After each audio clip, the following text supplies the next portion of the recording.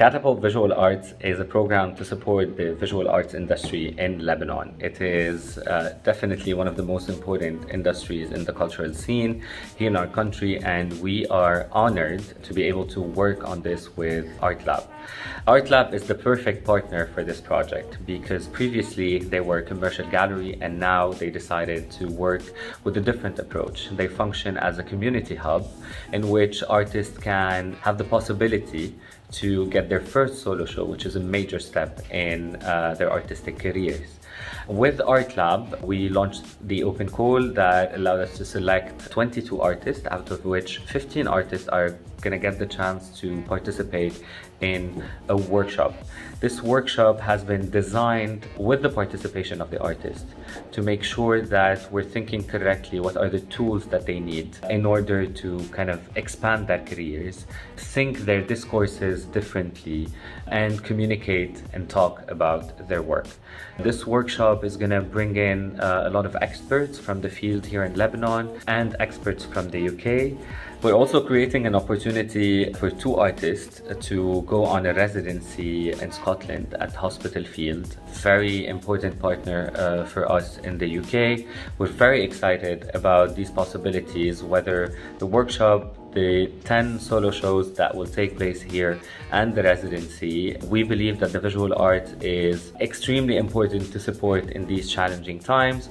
I hope that you're going to enjoy this conversation. Welcome, everybody. We have another episode of this series that we are doing with Catapult about the visual arts sector in Lebanon. With us, we have Tarek Mourad, Ghassan Salhab, and Betty Ketchedjian. And we are excited that we have a very diverse panel that's going to give us a sense of what is going on in the visual arts sector in Lebanon. Tarek, help us out by introducing yourself and giving a sense of what you do. My name is Tarek. I'm a photographer. I'm a printmaker. I like dealing with a printed image. And I'm also the director of Beirut Printmaking Studio. I'm a lecturer at LIU. And when Antoine Haddad, the owner of ArtLab, isn't in Beirut, I kind of help him out with getting things done at ArtLab. Cool. What is ArtLab real quick before we move on to Ghassan? ArtLab is a gallery that until a year ago was operating as a white cube, and we share the same space. The studio and ArtLab shares the same space. So about a year ago, Antoine and I had a talk, and we decided to kind of merge the way of thinking. The studio is a place that's open to all, and we wanted the gallery to be open to all. And instead of having a roster of represented artists, provide opportunity to upcoming artists that normally don't have an opportunity. So it would all be done through open calls. And this is how ArtLab has started to operate. Cool. That's great. Ghassan, tell us a little bit about what you are working on and your background. I'm Ghassan Salhab. I'm a design curator and a cultural programmer. So for the past few years, I've curated design festivals from the Beirut Design Week to Dubai Design Week. I've been consulting them on the curatorial aspect of the festival, the creative direction, as well as curating specific exhibitions. And I've collaborated as well with organizations on developing training programs for artists and designers, like the Fantasmine program, the Good Institute, and now I'm working with British Council on this program for artists. Great. Betty, so give us also a little brief about you. What have you been working on as an artist? Hi, so my name is Betty Ketchedjian, and I'm a visual artist and photographer that mainly uses digital and analog photographs and installations to deal with themes of human behavior and intimacy and psychology. I am also part of a collective of 12 photographers that started in Lebanon, Collective 1200. And we gather also together to discuss our own work and to push each other and sort of inspire each other to create. Awesome. That's great. So I want to start the conversation giving people a sense of what the visual arts industry is like in Lebanon, what some of the challenges are, and what some of the opportunities are. Maybe, Tarek, you can give us a general sense of how you see the visual arts sector as functioning as part of sort of the broader creative economy in Lebanon. Well, things changed a lot in the past few years. Everything changed. We were playing a game, and suddenly we forced a completely different game where we didn't know the rules, or where the rules were changing on a day-to-day basis. Most galleries suffered, and if galleries are suffering, most artists are suffering, and everything is quite uncertain these days. It's very hard to break some of the barriers you have, both physical, invisible, imaginary barriers, to try to showcase your work if you're an artist. Sorry, especially if you're a young artist in the beginning of your career and you're not inside one of the pots, you don't stand a chance. And this was, as I was saying before, one of the reasons why Antoine and I had this talk, and we both felt that it was a good idea to change the way that Art Lab would operate in order to allow for some of this young talent to have a chance. That doesn't mean that every artist that's shown in Art Lab is going to skyrocket, but it's a chance. It's a chance for them to be picked up by a bigger gallery that can take them to a whole new level, whereas before this they wouldn't have a chance to show their work. So unfortunately, it's still damaged. We don't have salon autonome. Artists that are not already established, they need these opportunities in order to move on in their career. And I feel that now, if you ask every curator, every gallerist, every artist who is part of a gallery, what does the future hold? I don't think anyone really knows. So Tarek, I want to ask you, give us a sense of what the scale is. When you're talking about young artists, how many people are applying to be shown at Art Lab? What is the actual scale of the industry? Give us a sense of that. We had to do a pre-filtering because many people applied from abroad. And the only condition we had for the open call is that it could be an artist of any nationality, of any age, but living in Beirut. We were not hoping to bring people from abroad to Lebanon. It wouldn't make sense. We want to promote the local talent, whether they are Lebanese or not, but at least living in Lebanon. We had about, at the end, we had about 27 viable applicants, and from those, 10 were selected. 10 spots were available. We have one collective that's here with us, and we have one show that's, I'm looking forward for it. There are two photographers. They both work on the same kind of technique, so they're going to be presenting their show together. So this is even more. It's not only about the 10 exhibitions. It's more than 10 artists that will be part of this program. Okay, that's great. Ghassan, I want to talk to you a little bit about your work.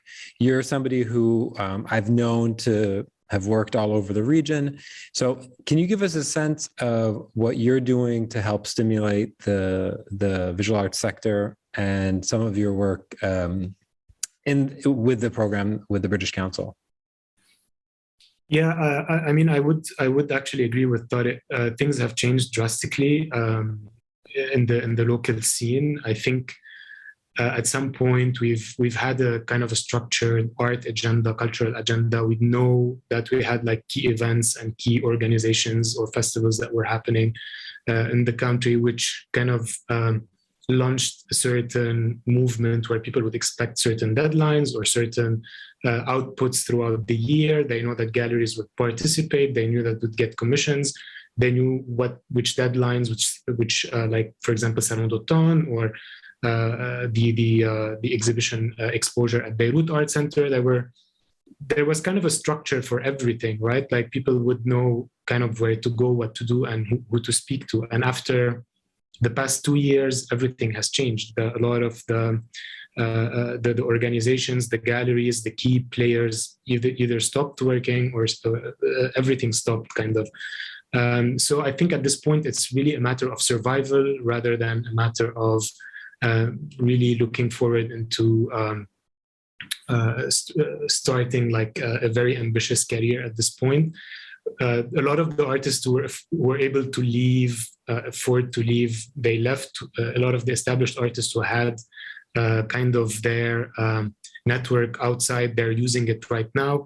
But then what do we do with the emergent generation of artists, with the artists who actually don't know where to go without and having no actual infrastructure of support? What we're doing with this type of workshop, I think we're taking the starting point as the exhibition at the Art Lab as kind of the outcome to look forward to. And then we're going into unpacking all of the different steps that lead to an exhibition, from the production to establishing yourself as an artist, building your artworks, building an exhibition, thinking about how you talk about your art, and going into each one of those steps and then trying to unpack it, understand it, and get experts to help the artists really understand each of these steps and maybe support them. And we're also aiming through this program to, because we are working with international experts who are based in the UK, since it's the British Council leading on this program, we're hoping to create networks that are outside of Lebanon where artists could actually either get commissioned or get mentored by these experts. So this is generally the idea of this workshop. We're trying to offer the support that fill the blank where usually galleries or mentors or like senior artists would offer for the emerging generation of artists. So this is the kind of idea behind this program. Ghassan, give me a sense, what are some things that somebody who's not familiar with the sort of day-to-day in Lebanon would be surprised by when it comes to sort of the reality on the ground for emerging artists, established artists, sort of student artists? Give me a sense of the actual reality on the ground. What are they actually facing? There are really multiple layers, right? Because we're going through a huge crisis that affected everything. So first of all, we can start at university. A lot of students maybe cannot afford to spend money on going into fine art universities. That's the educational system. A lot of the teachers maybe have traveled or left. Primarily, this is affected. Number two, we're talking about the actual the creative industries ecosystem in itself. So a lot of the galleries physically have been, damaged, or business-wise, they lost their businesses, they closed down. So we don't have an infrastructure anymore where artists can. This is their market at the end of the day. Galleries, art exhibition centers. The main art fairs ceased to actually produce art fairs. Like to actually do editions. The exhibition centers, the nonprofit organizations are struggling with funds, are struggling with surviving. So like they're not even commissioning a lot of exhibitions and work and programs. And the price of producing art itself, a lot of the artisans, the craft people either closed their businesses, and then the artists who want to produce artworks, to buy materials, to build their installations or buy basic materials for their artworks also cannot afford to do this anymore. So literally, it's like a crisis that expands on so many different layers. Yeah. So Betty, I want you to chime in here as an artist yourself, who's part of a collective. What is, how are you feeling that nature, and what are some of the steps that need to be taken and that are being taken to make sure that we are having an inclusive, diverse art scene that is showcasing voices of folks who may be suffering from those challenges more so than others? What Ghassan said is very clear in terms of what we are dealing with currently in terms of all the challenges present, be it the ecosystem, the art ecosystem in itself, and also us as artists within a country. We can talk about the psychological effects of everything that has been going on in the country to begin with, which is already a deterrent in even being, active as an artist to wanting to create. But if we're moving past this, I think, for us to have institutions like the British Council or the Institut Français, like all these institutions that are opening up, presenting opportunities for emerging artists or even established artists, just to give us a chance to exhibit, to work, to, be seen somehow. And this, for me, I think these efforts are the ones that are making a difference currently for all the artists that are living in Lebanon. Can you talk a little bit about your collective and give us a little more sense about the work that the collective is doing and how you're surviving in this situation and trying to thrive? Surviving and thriving are a bit different than each other, I have to say. So this collective started towards the end of 2019. It was a sort of a call by one of the photographers within the collective, Rima Maroon, and she wanted to gather artists to sort of help each other out, to sort of sustain this sort of environment of inspiration and challenge each other. And it started in 2019, and now we're 12 artists that gather, be it in person. At some point we were in person, but now we are having online meetings once every 2 weeks, where we share our new projects, we give feedback. We also had a group exhibition not too long ago in Bordeaux.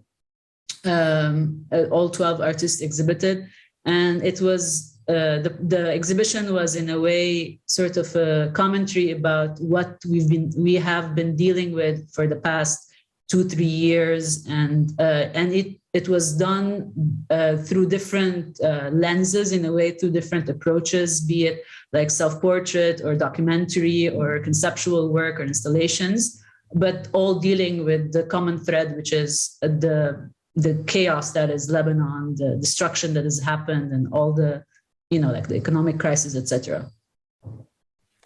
Yeah, it's super tough. It's one of those situations where people sort of outside of the scene, I would imagine, have a really hard time imagining what it's actually like. Tarek, you wanted to say something? Yes. I just want to compliment something that Ghassan said and that Betty said, which I failed to mention in the beginning, and this is of utmost importance. It was a hard enough decision for the change that Art Lab was proposing, and it was the viability of it. What made this happen was partnering up with British Council into the Catapult program, which provided the platform for this to happen, and not only for the exhibitions but for the empowerment workshop, which is happening for these artists.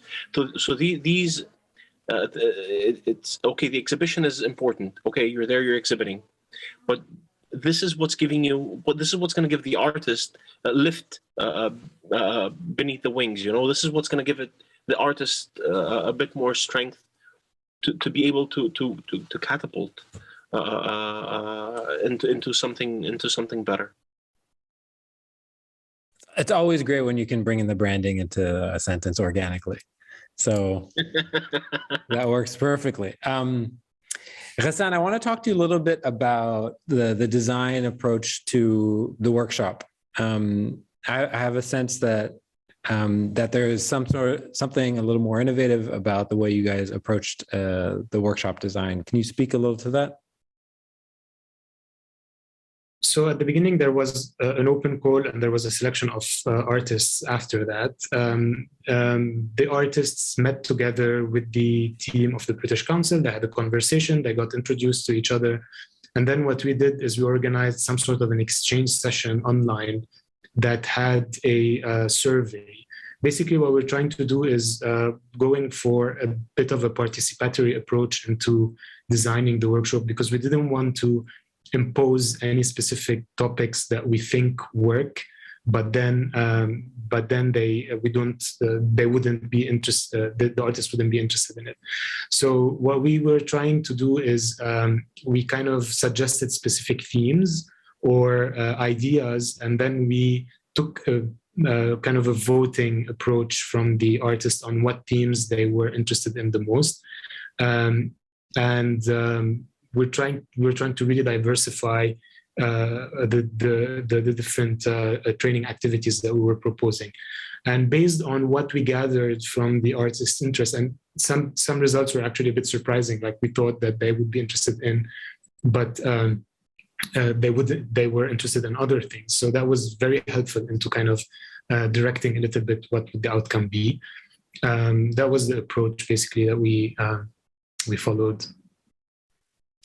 Can you give me a sense of some of the surprises and what you hope is going to actually come down the line? Like after all this is done, what are sort of the end results that you're hoping for from the workshop? What are some? Yeah, I mean, they were interested more in things related to understanding the industry in itself, the type of institutions, the type of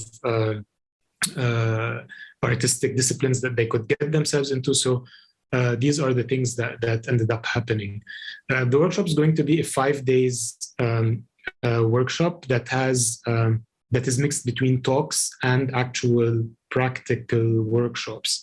So the talks would be hosted by either experts who are based in Lebanon or international experts, from curators to writers, art journalists, mentors, and inspiring artists themselves. And the workshops also would be led by actual experts, for example, creative writing for your projects, etc. It's going to be a 5 days workshop. It's actually quite intense. And then one day would be in the middle of these 5 days. One day would be kind of a museum and gallery tour around Beirut. So what we're gonna do is we're gonna visit different types of art institutions and galleries and community spaces to kind of understand where the kind of have kind of a mapping of the remaining ecosystem at this point. So it's going to be kind of a really mixed type of workshop where I think the best part of it would also be the artists coming together, spending so much time, forming these type of relationships also, and having these type of conversations to exchange ideas and maybe come up with collaborations at the end of it. Cool. Betty, I think you're also in an interesting position to comment on this. What are you hoping is an outcome of the workshop, both for you and also sort of your cohort of peers? As Ghassan was saying, the sort of the exercise that we did, which was to sort of have the survey and asking the questions of what are we interested in, it was very important, because then whatever is going to happen in the workshop is going to be catered specifically to our needs or interests in the current moment. And to be honest, personally, I'm very excited about the things that have come up, or the things that are already proposed in terms of what is to be discussed in the workshop. It's important to have this sort of insight into how the institutions work, or how to have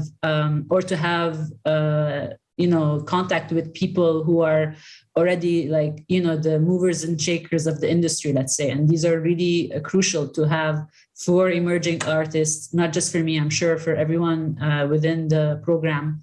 Would be very much appreciative of all the knowledge that would be gathering from the workshops. I find these types of programs, especially in today's current context, are even more important, because of the sort of crisis situation we're in, where so many programs and things that we could expect to exist, as Ghassan was saying, no longer exist in the ways that we've expected over the last sort of 5 years, 10 years, 15, 20 years. And so these types of programs and this innovative approach to thinking about stimulating the sector are essential. Maybe before we move on, Tarek, I'd be curious to understand from your perspective what you think the impact will be on Art Lab, and what you're hoping the effects are as well. I'm a dreamer, so I hope that all of these artists and all of these collectives are all snatched up by big galleries, and they boom and they make big. And at the same time, I wish that they all end up becoming what the studio has become. The studio is a community. There's not one set of keys to the studio. There are many sets of keys to the studio spread out with the studio assistants and the part-time studio assistants and some of the residents and so on.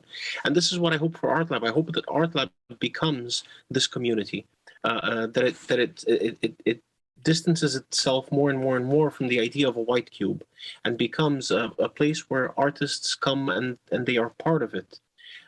It's not because you exhibited at Art Lab once that you cannot exhibit again next year or the year following that.